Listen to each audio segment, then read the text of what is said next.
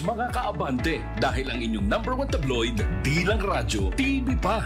Mapapanood ang Abante sa Sky Cable Channel 85, Converge, TCL Smart TV, Blast TV, Samsung TV Plus at mapapakinggan rin kami sa DWAR 1494 Abante Radio. Dahil dito ang best, Abante ang best. Balita, entertainment, sports, tulong.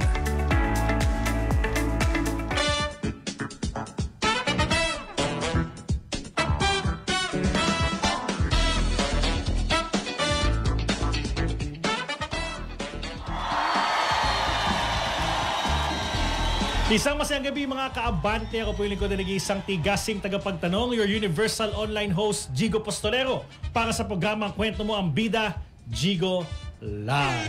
Siyempre, isang masayang gabi sa inyong lahat mga kaabante. No? Talaga namang pangmalakasan yan. Before anything else mga kaabante, subscribe po kayo sa aming mga social media gaya na Facebook, TikTok, YouTube. At syempre nasa radyo rin tayo sa ating frequency sa AM, DWAR Abante. Pakinggan nyo po yan yung aming AM kapag wala kayong data ba nag-drive.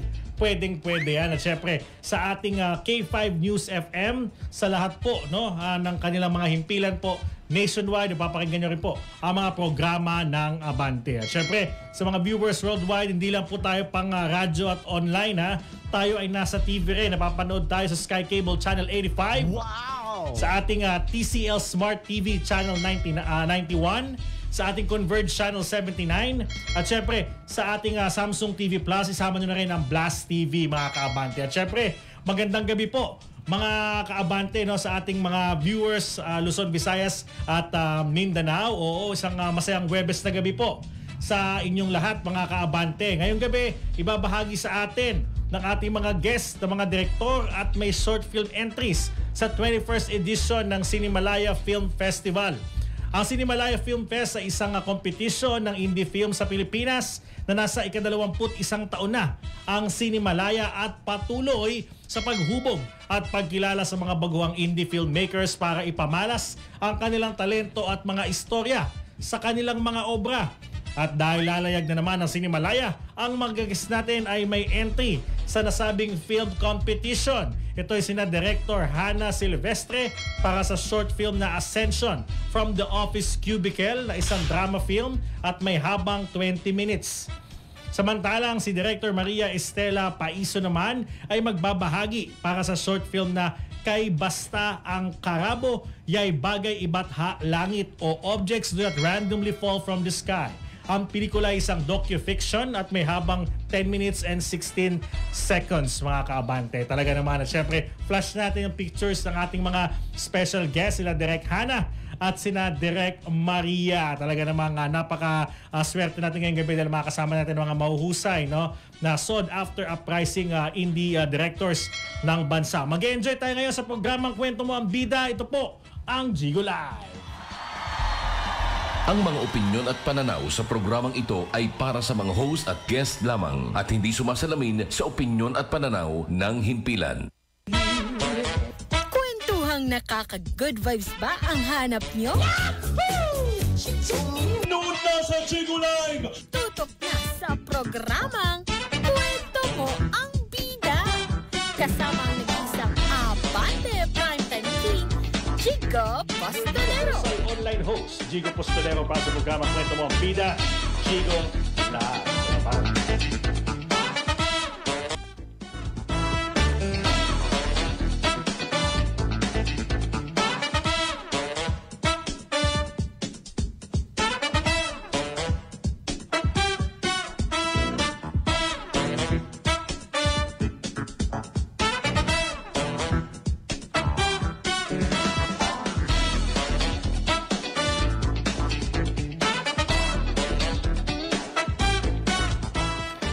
Nandito ngayon sa programang Kwento Mo ang Bida, Jigo Live, dito pa din sa Abante. Ayan, syempre sa mga viewers worldwide, pangmalakasan ang ating episode, kaya i-share nyo na po ng i-share ang ating live feed ngayong gabi. Ganun pa man, i-shoutout natin yung mga nakatutok sa atin ngayong gabi. Wow! Si Angela Briel Tulok. Magandang gabi, Kuya Jigs and Derek. Walang pangalang Derek, pero Derek nakalagay. Sino kaya tinutukoy ni Angela Briel Tulok? Sabi niya, magandang gabi, Kuya Jigs and Derek.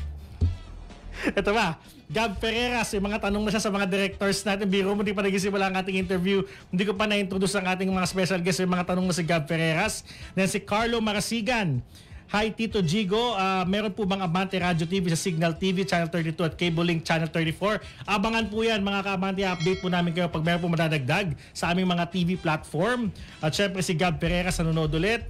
Si, yan, dahil po nakatutok sa atin ngayong gabi. So shoutout po sa lahat ng mga viewers worldwide. Gaya nga nasabi ko kanina mga ka-Abante, kasama po natin yung mga mahusay po na indie film director, sila Direk Estela Paiso, and we have director Direk Hana Silvestre, Direk Hana and Direk Estela.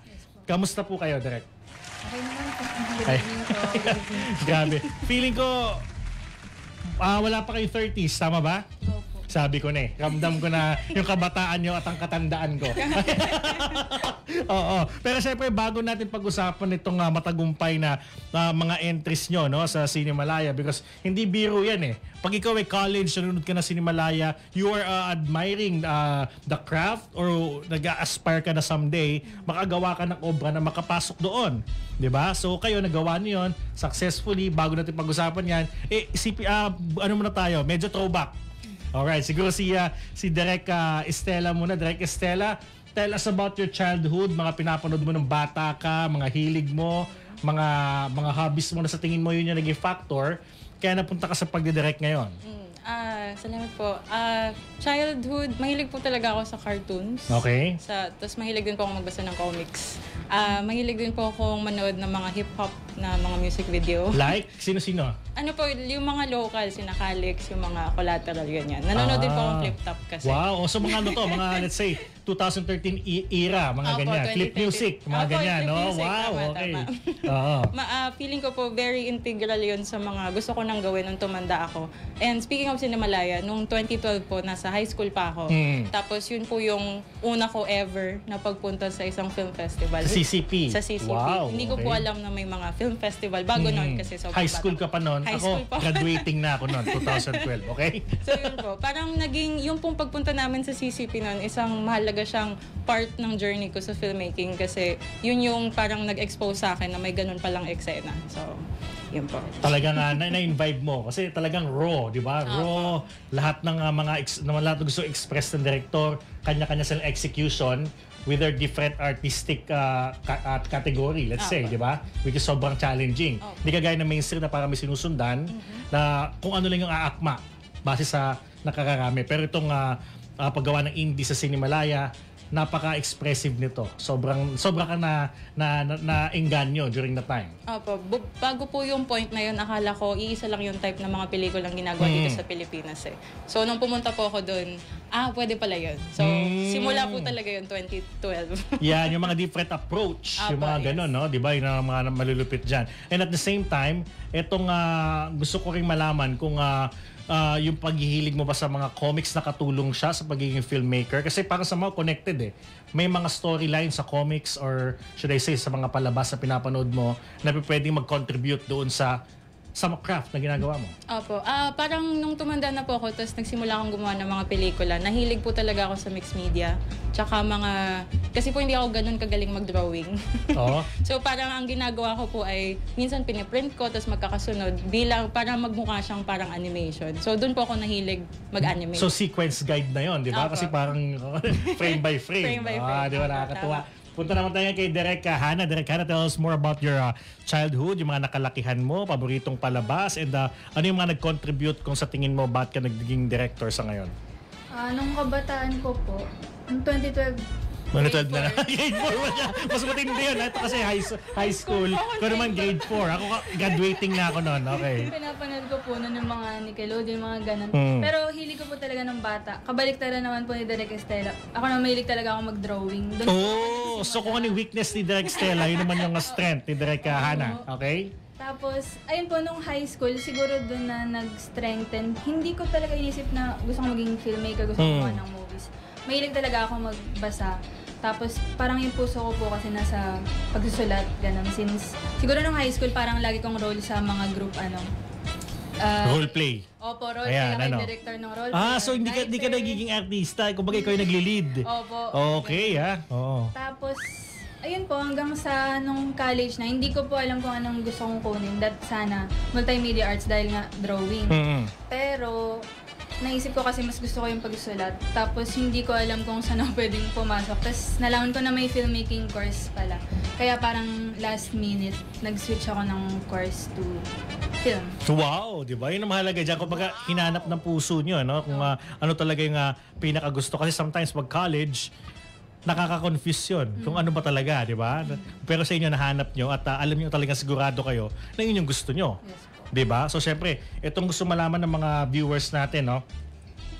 Pwede nyo bang ikwento, Direk Estela, yung Cinemalaya film entry? Ikaw muna. Okay po. Without spoiling, ha? Without spoiling. Reminder lang. Okay, 10 okay. minutes lang po yung short film. Oo. So, madali lang po siya ma-spoil. Yung bago ko pong short film ay Kay Bastang Karaboy ay Bagay Iba sa Langit. Okay. Objects do not randomly fall from the sky. Para po siyang kapatid nung nauna kong short na It's Raining Frogs Outside. So, tungkol pa rin siya sa probinsya ko. Sa probinsya namin ng mama ko na Zambales. Tapos, para siyang docu-fiction siya. At combination siya ng mga kwento ng mama ko nung bata pa siya sa Zambales. At yung mga dinadanas na mga mangingisda ngayon sa Masinloc sa Zambales. Ayun, so parang ang nangyayari, eye-opener to. Which is kabang-abang Sana po. talaga. Kasi talaga nga nangyayari siya, di ba? Tapos kayo mismo, mga lokal na talaga taga doon, kumbaga makaka-relate yung mga taong hindi nila alam kung ano ba talaga yung situation doon sa Zambales. Sana po. Napakalupit, no? Hindi ko pa napapanood, napakalupit. Hindi kasi ang tapang nung ganong concept, di ba? Yung nag-unveil ka ng mga bagay na ikamumulat ng nakakarami. Or should I say, maraming tao may marirealize doon sa iyong obra. Di ba? Yun po yung hinahope nating maramdaman. Yes Pag naman. napanood. Definitely direct. Aba. Pero yung title itself, bakit yun yung naisip mong title? Yung una ko po kasing short na It's Raining Frogs Outside, parang Anong meaning kasi nun ng It's Raining Frogs Outside? lumabas po siya, I think mga 2 taon after nung pandemic. 1 taon after nung Okay. pandemic. Tapos parang may sinulat akong script, wala pa siyang pamagat. Tapos nag-isip lang ako ano kayang pwedeng dilubyo sa labas. Kasi parang kung bagyo, parang ganun hindi naman siya sobrang realistic. Tsaka yung pinagdadaanan ko mas internal. Tapos may memory ako nung maliit pa ako sa Zambales. Pag natulog ako sa may papag namin, may mga kumukokak sa labas.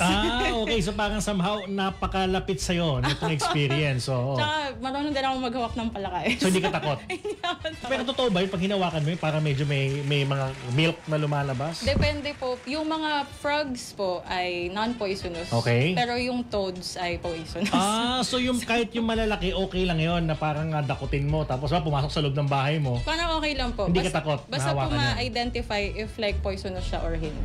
Kasi lumaki kasi karamihan ng mga kababayan natin pag nakita ng palaka, wag hawakan kasi daw, baka mabulag. Opo, posible. Oo. Ay, hindi ko po alam kung mabubulag pero may reaction po talaga pag poisonous yung... So ikaw hindi ka takot?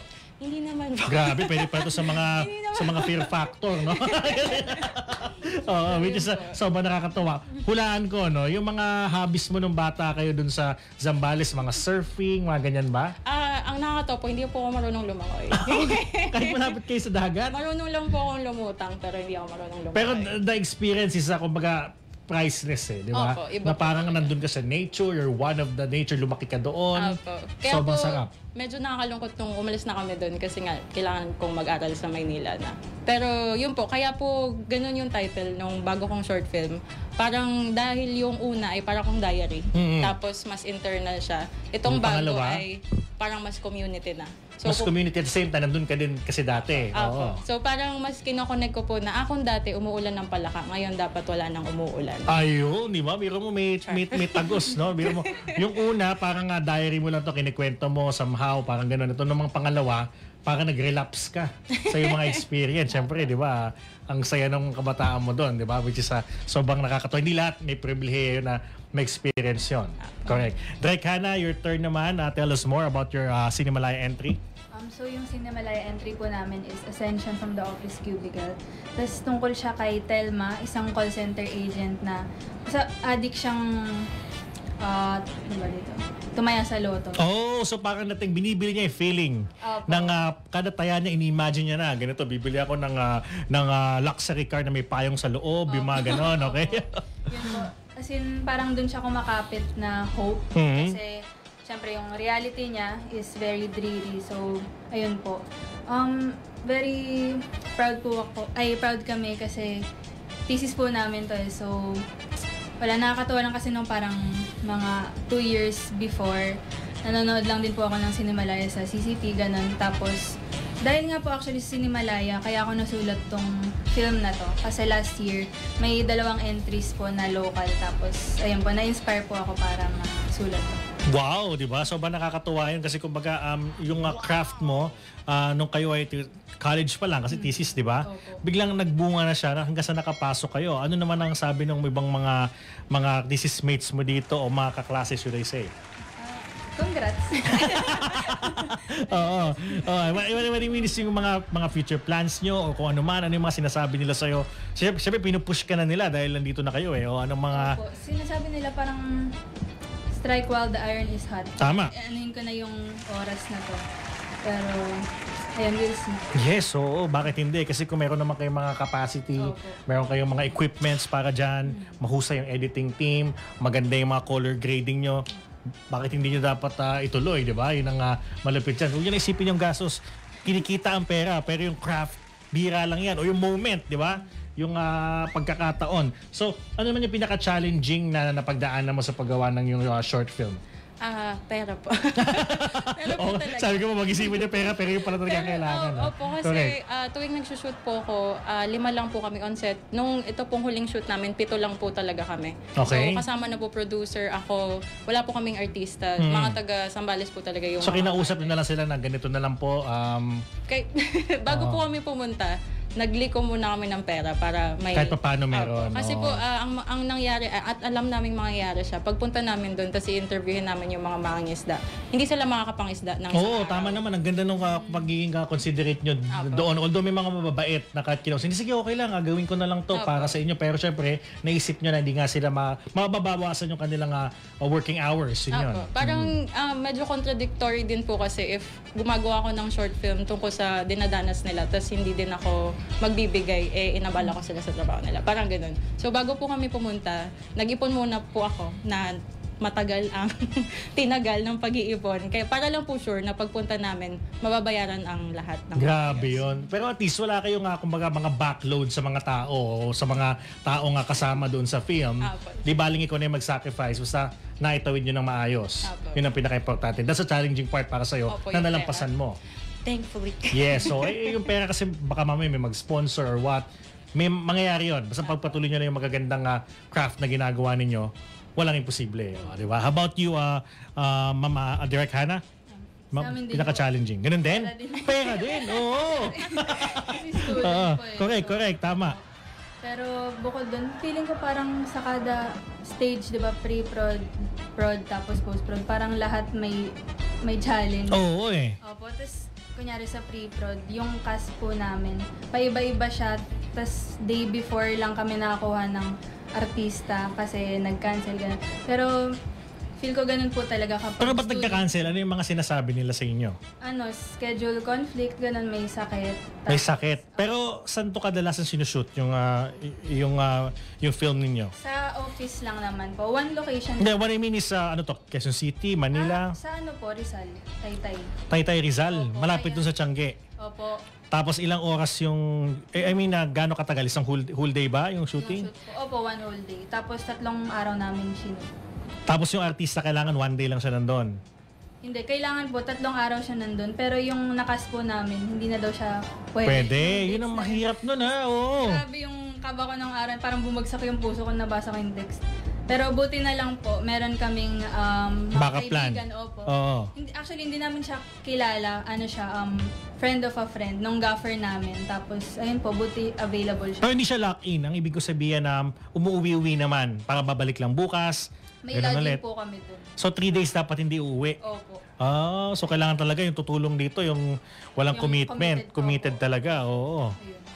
Pero grabe, at least kahit paano, natawid nyo yun. Kasi napakahirap na lalo pag yung role is bagay talaga doon sa taong napili nyo. Opo, yun nga po.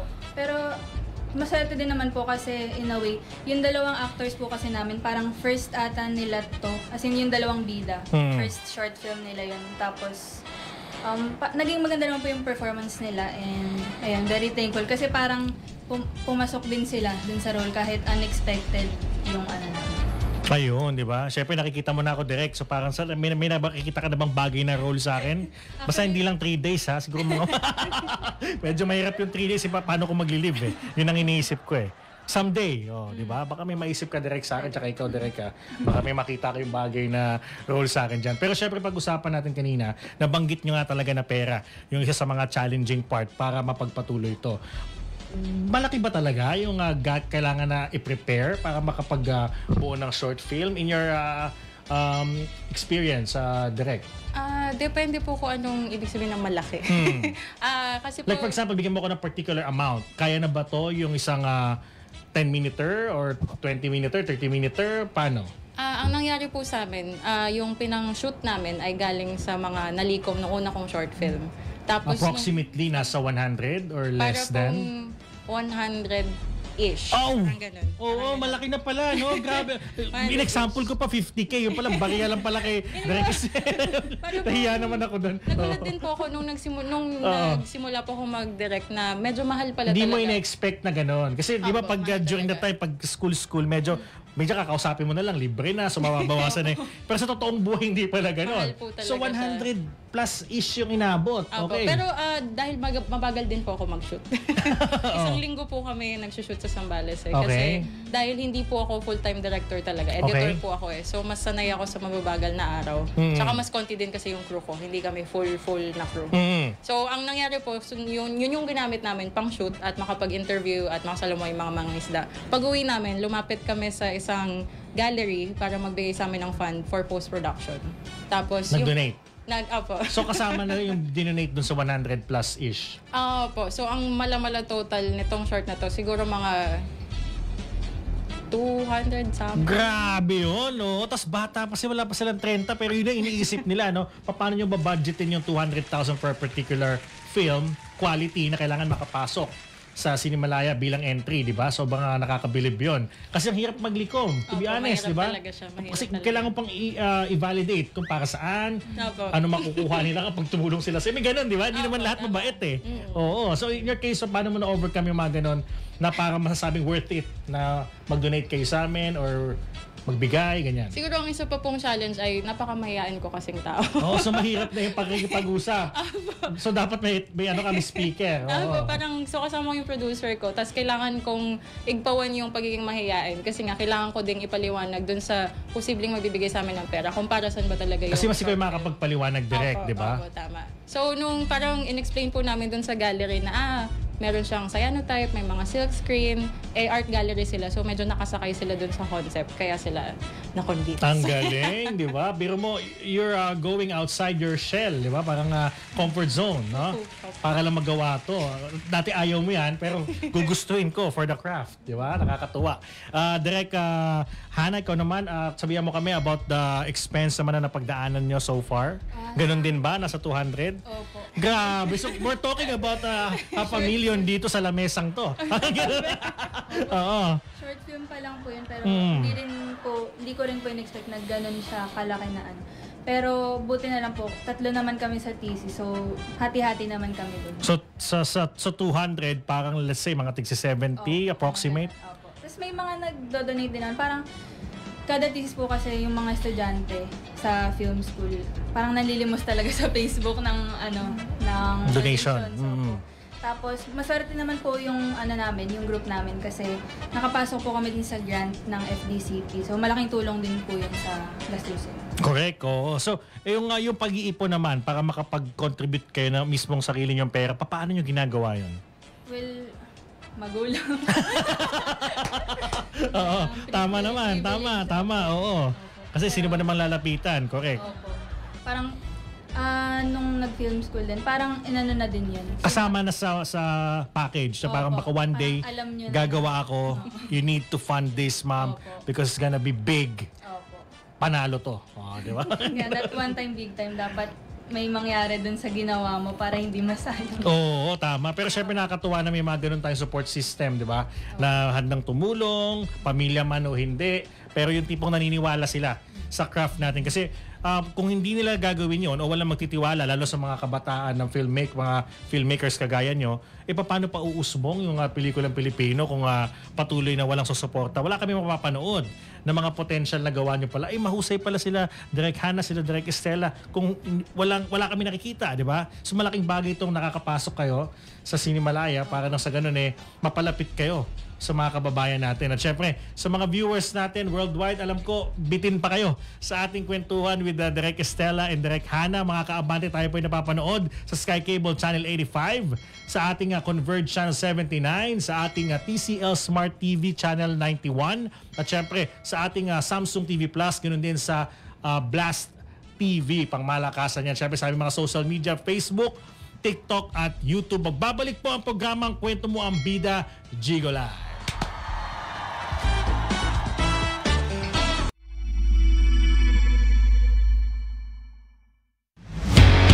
Bago pa man pumutok ang araw hanggang pananghalian, abante na ang mga programang dapat ninyong subaybayan Lunes hanggang Biyernes.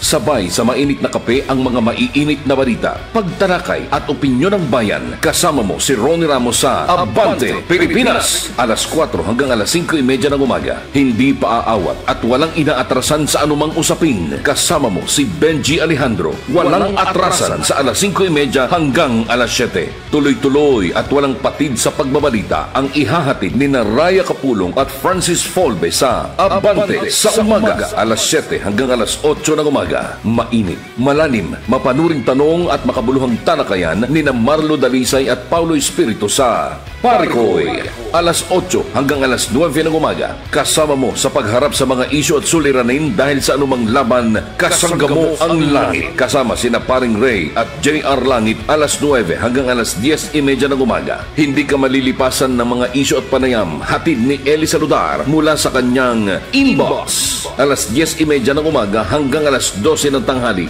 Sabay sa umuusok na pananghalian, mga maiinit na balita ang ihahain ni Eli Saludar at Raya Kapulong sa Abante sa tanghali.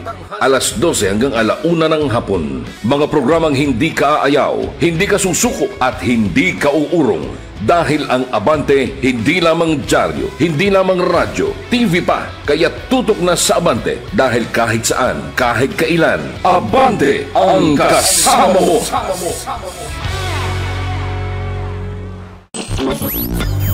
Opinyong mahalaga sa bayan. Isyung dapat pag-usapan. Walang atrasan. Mga tao sa likod ng balita, hindi lulubayan para malaman ang katotohanan. Walang atrasan. Kasama si Benji Alejandro. Lunes hanggang Biyernes, alas 5:30 hanggang alas 7 ng umaga. Walang atrasan.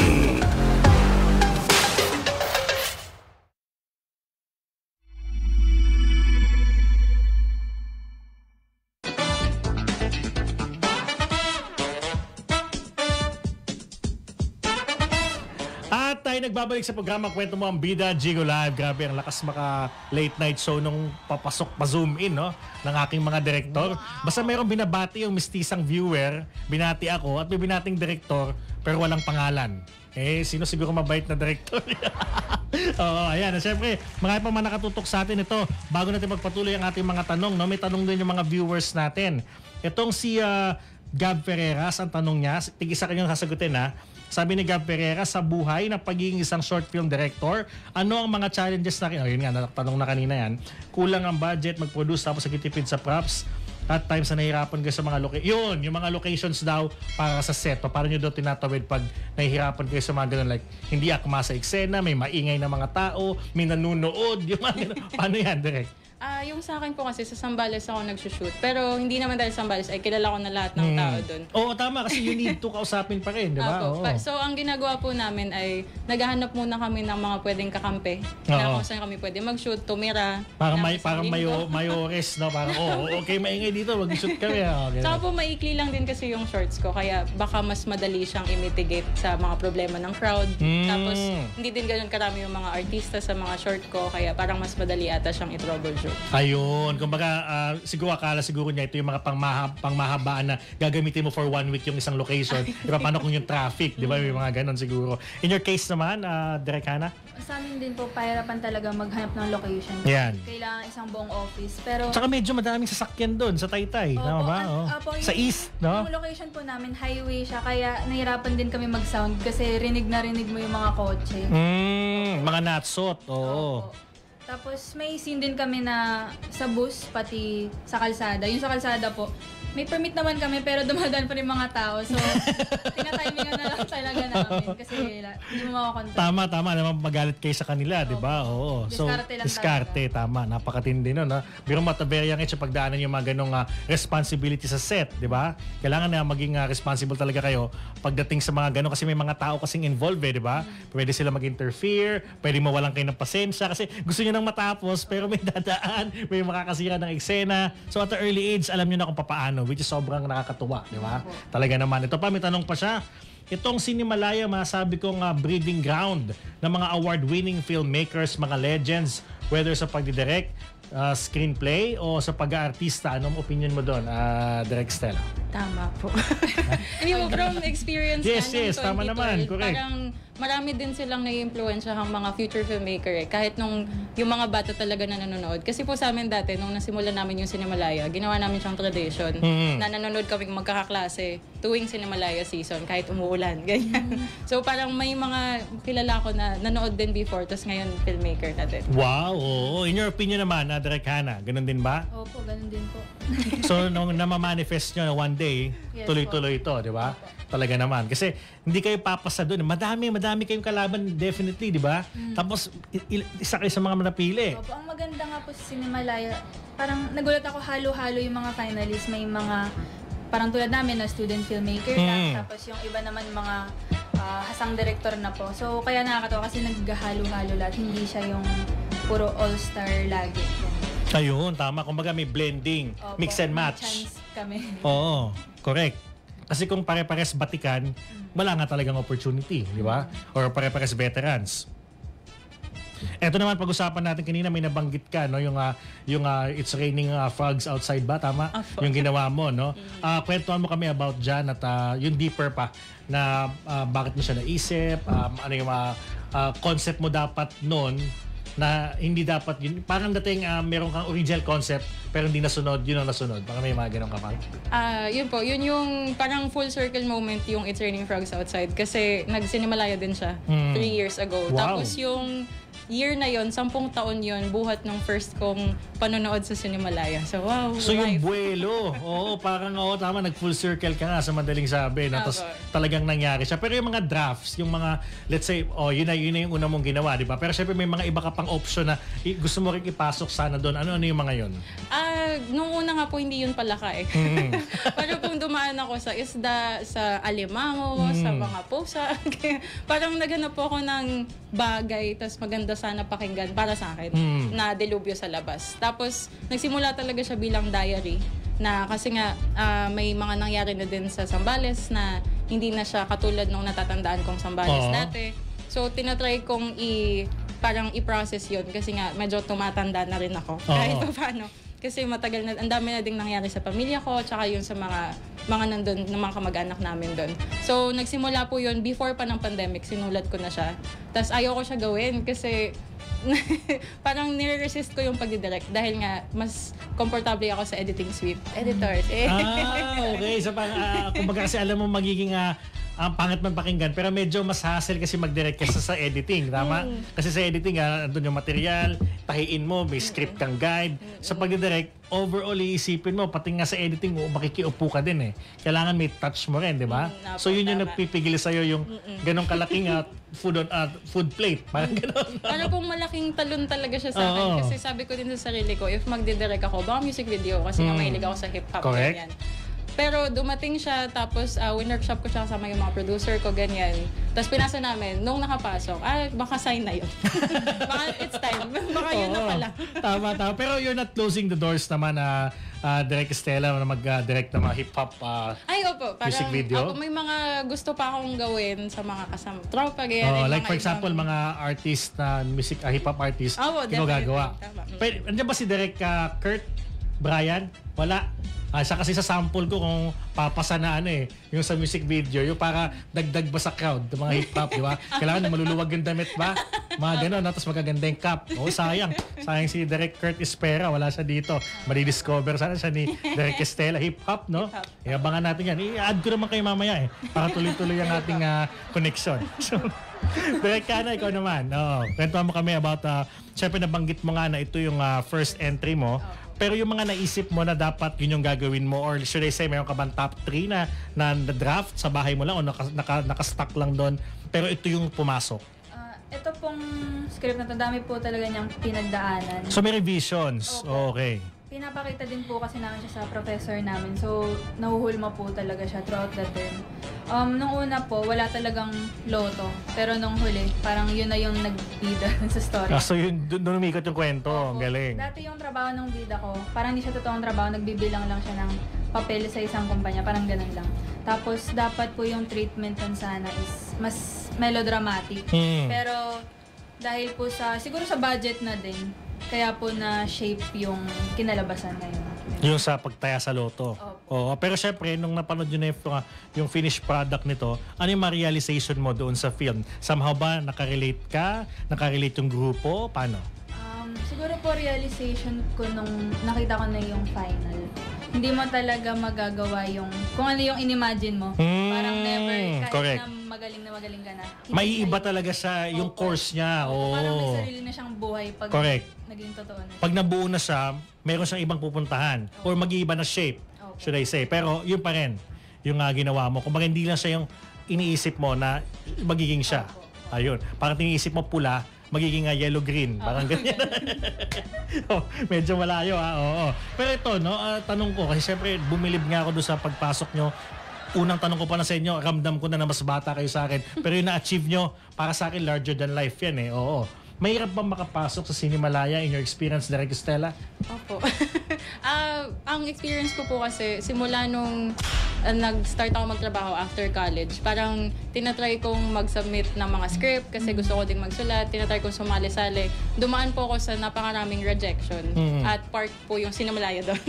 Parang I think may mga feature din sila na competition, ganyan. I think may pinasa din akong short dati thesis namin, tas di din nakapasok. So, pakiramdam ko parang halo siya may kasamang timing din talaga kung makakapasok yung entry mo o hindi. Kaya, kwentuhan mo kami dun sa flow na for example, nung nagpasa na kayo, then pagkapasa nyo, ilang buwan bago nyo nalaman yung resulta, yung i-walk through mo kami dun sa experience. Ito po sa pag-a-apply. Ayan, yung pag-apply, paghihintay, kuha ng resulta. Ano ba to? Medyo, yung envelope ba nila ng resulta, medyo matindi yung dikit. Kaya parang dudu pa kami drum roll pa bago mo makuha yung resulta. Mayroon po silang pinopost na Google Form. So high-tech Okay. Google Form. May Google Sulat Form mo doon, tapos fill upan mo siya kung meron kang short na gustong ipasa. Tapos, i-upload mo ba yung particular film? Opo. Wow, okay. Para mapanood nila. Tapos maghihintay ka ng ilang buwan? Mga 2-3 months. Parang 2-3 months. Tapos saka po sila magsasabi sa email kung nakapasok ka. Okay. So akala ko pag yung mga nakapasok lang yung re-replyan, pag hindi ka na replyan, maghihintay ka pa rin. Malay mo, baka next year. Baka, hindi, sabihan ka naman if you're not or gano'n. Then, in your case, nung na-receive mo na yung pinakihintay mong email, nakalagay sa header, Cinemalaya result. Anong dating? Screenshot ko po, tapos sinang ko sa mama ko. Sinang ko po sa mama ko kasi kasama ko po yung mama ko sa pagsusulat Kasi alam niyo po yung mga gusto kong isulat na correct. Kahit na obscuran siya sa mga nangyayari. So, nung screenshot ko po, tapos sinang ko sa mama ko, tapos kasi po yung... Ano na mismo nakalagay na word? Congratulations, you're part of parang we are pleased to inform you, ganyan. That you are part of something Cinemalaya Shorts 2025. Wow, di ba? Sarap sa feeling. Parang lahat ng pagod mo parang grabe. Parang gusto mo mag-celebrate in an instant. So ano masabi mo? Mahirap o madali? Ano po siya, mahirap dahil lang para sa akin, kailangan, yung journey ko po papunta talaga sa directing, filmmaking, mahaba po talaga siyang proseso at marami akong dinanas na hirap papunta dun.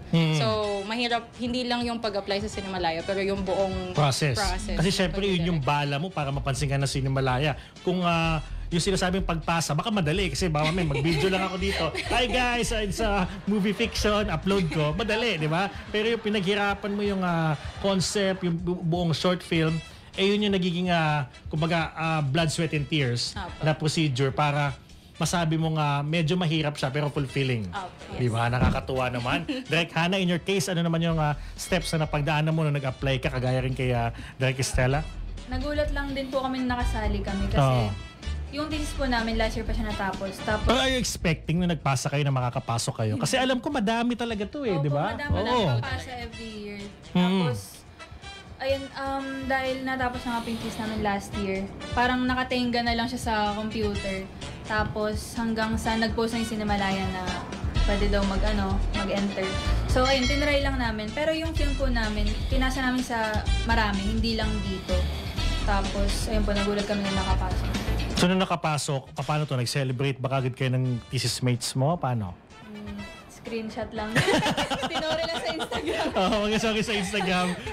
Sa group chat na lang kayo nag-congrats. No? Parang, guys, worth it. Tapos kanya-kanya paganda na emoticon. Mga GIF. Mga ganyan. Correct, di ba? Which is sobrang fulfilling na talagang, ito kasi experience na to, kaya talagang sobrang nakakahanga.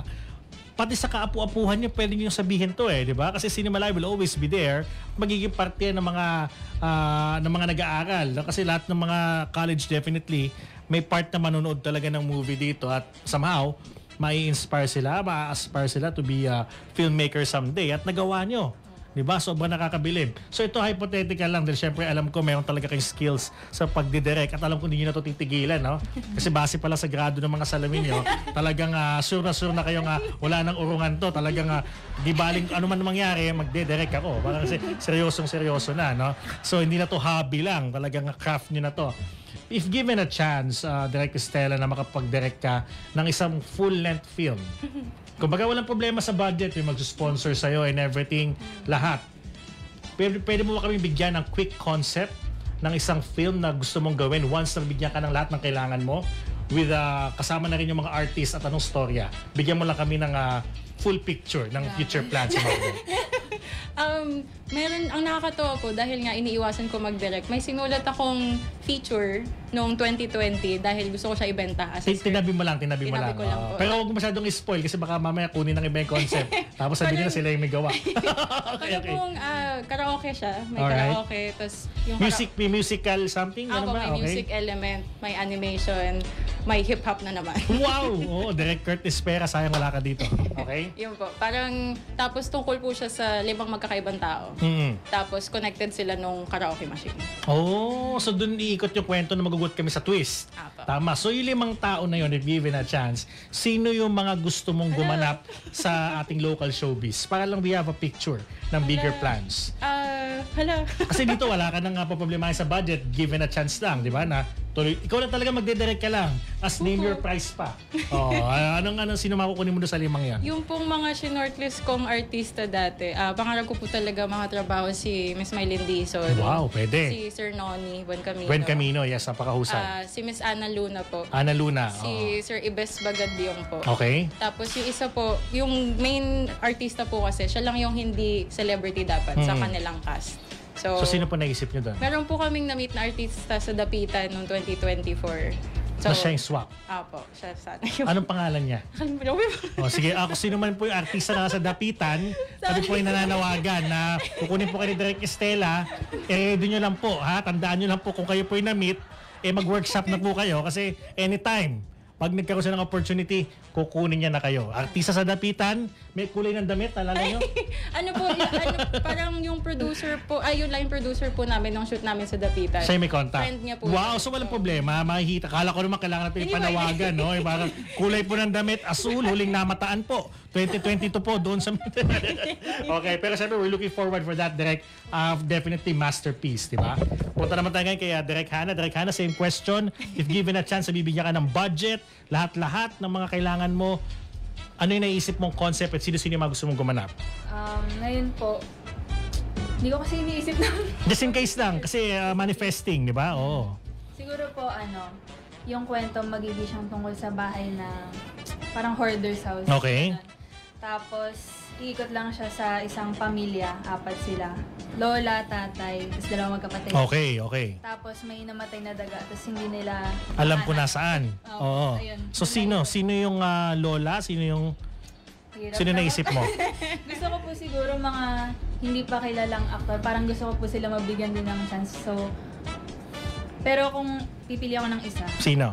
Dali Villar. Wow, ang husay. Grabe, no? International, no? Talaga naman, oo. Why not? Oo. Tsaka, talagang nasa craft ni Ma'am Dali na parang lahat ng genre kaya niyang pasukin at saka napagbibigyan niya lahat, di ba? Kaya pati international, pasok siya. Oo, yun ang malupit dyan. O, sige, Direk Estela, ito yung camera. Feel free na payuhan yung mga aspirant natin na filmmakers. Ano masasabi niyo sa kanila para magaya nila or matularan nila yung mga yapak na napagdaanan nyo. Go ahead, the floor is yours, Direk. Siguro yung sasabihin ko ay parang sana sinabi sa akin nung bata pa ako. Kasi nung nasa college ako, hindi pa ako. Mga 18, 19 pa ako noon eh. So sana nung panahon na yun, may nag-guide. may nagsabi Yan. sa akin na okay lang dumaan sa maraming bagay. Dumaan ako sa journalism, dumaan din po ako sa radio, sa newspaper, tas color grading, iba't ibang types ng pwedeng gawin sa buhay. Tas napunta ako sa editing. Sana may nagsabi sa akin ng maaga na okay lang yun, as in tumuloy ka lang, okay, magiging okay din siya eventually. Kasi dapat naging confident ako sa pag-explore ng mga gusto ko ipaglaban kasi may kalalabasan naman siya. Yes, Sana, ganun. kumbaga worth it, no? Kahit anong gawin. Direk Hana, ikaw naman ito yung camera. Advice sa mga aspirants natin. Sa akin naman po, siguro gawa lang po tayo ng gawa. Kahit nasa tingin nyo, walang nakikinig or walang nanonood, parang i-keep nyo lang yan, isulat nyo lang. Kahit nasa utak nyo or nasa notes app, ganun. Siguro, pagpatuloy lang kasi hindi mo alam kung paano at kailan siya mabubuo. Pero kung meant siyang makalabas sa universe, lalabas niya. Yun, di ba? Tama naman. Kasi kung ano yung sabihin mo sa university niya, ibabato niya sa'yo, di ba? Para may kilala ko mga ganyan, like sila Miss Pia Wurtzbach, parang nag-joke lang siya na, yung parang, ewan ko, parang bumanat siya na parang natalo tayo sa boxing. Sabi niya, babawi tayo sa Miss Universe and all of a sudden, naging Miss Universe siya, di ba? Oo, manifester talaga. Talagang pangdiinan yan. And hopefully, no, lahat ng mga dreams nyo matupad din. At lahat ng mga gusto nyo mangyari talaga. We're looking forward for that. O sige, Direk Estela, tingnan sa camera. Batiin lahat ng gusto batiin, pasalamatan, lahat ng gusto pasalamatan, at i-promote. Lahat ng dapat i-promote, pati mga page nyo. Direk, go ahead. The floor is yours, Direk. Sana po manood kayo ng Kay Basta ang Karaboy, Bagay Iba sa Langit, Objects That Randomly Fall from the Sky sa paparating na Cinemalaya 2025. Maraming salamat sa executive producers namin, The Farm Park and Inc., Tarzier Pictures, sa mga kasama ko dyan, shoutout sa mga taga Malas Malas Studios. Sana nanonood daw sila. So, at sa lahat ng mga tumulong bumuo sa mga mangista ng Masinloc na kausap pa rin po namin hanggang ngayon. Kapit lang po tayo, may mangyayari din. May gagawa natin yun ng paraan at makakapunta din tayo sa gusto natin puntahan. Ayun, baka may nakalimutan kang batiin na mga friends, fans, family, special friends, ano ba? Okay. Okay na, all goods na. Alright, sige. Ikaw naman, Direk Hana, go ahead. The floor is yours. Batiin lang na gustong batiin, pasalamatan, promote. Go ahead. Hello po sa tatay ko po, Alexander Silvestre. Wow, shout out. Taga-Taytay din si Father Rizal. Hindi, taga Manila po kami pero... Shooting ko tayo. Na-stereotype na kita taga-Taytay ka. Hindi ka pala taga-Taytay. Okay. Mukha ba ako? Sige. Go. Tapos sa producer ko po, andyan po siya si Felicido. Yung DOP po namin si Cameron Reganit. Kaming tatlo po yung gumawa ng film na to. Sana po magustuhan nyo at sana po manood kayo sa Cinemalaya 2025. Yun po. May mga Facebook page. Baka ma-follow ka nila direct. Ascension from the Office Cubicle sa Facebook. Wow! Di ba? Talaga naman. Siyempre, sa mga viewers worldwide, tayo po ay napakaswerte, no? Na makasama natin sila Direk Estela Paiso at siyempre si Direk Hana Silvestre. Mga malulupit, no? Na mga filmmakers sa Cinemalaya 2025. Di ba? Talagang abangan natin ang kanilang mga entries dito, mga kaabante. At siyempre, supportahan po natin yung mga pelikulang Pilipino, mga kaabante. So, share natin ang ating live feed ngayong gabi at patuloy po tayong tumutok sa lahat po ng programa ng Abante. Maraming salamat po. Ako po ang lingkod na nag-iisang tigasing tagapagtanong, your universal online host, Jigo Postolero, para sa programang Kwento Mo ang Bida, Jigo Love. Thank you so much mga Directs. Sana nag-enjoy kayo. Thank you. God bless.